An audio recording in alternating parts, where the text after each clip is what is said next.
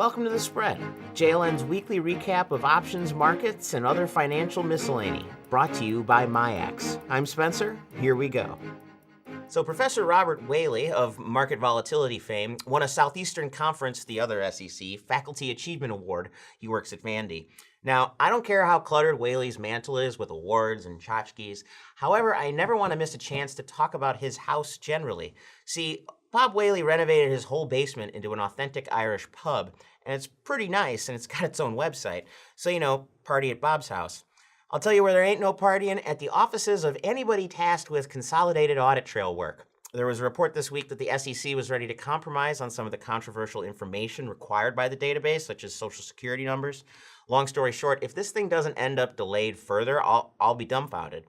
Concerns about E-mini liquidity surfaced this week too. Now, there's a lot of ways to try to determine or quantify liquidity, and I'll just leave that argument to the smarter folks. But I will mention that the day after the Wall Street Journal ran that story, CME was out with a white paper about the cost benefits of options on the E-mini S&P as compared to options on SPX at CBOE. E-minis won out by anywhere from $4 to $15 a contract. Now, this focused on implicit, not explicit costs. And long story short, again, I'm sure the good people on Van Buren took note of the shots fired moment. Now, CME has been very direct about its desire to be viewed as a big options franchise and not just a futures fixture.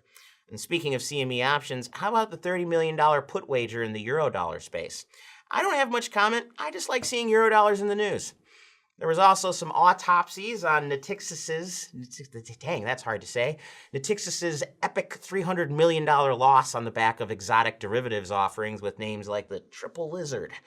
Bloomberg's Matt Levine summed it up better than I could. Quote, "You build a complicated thing, you sell it to customers with a charming name and a breezy story while distracting them from the complicated guts that only you understand and the large profits that you plan to make.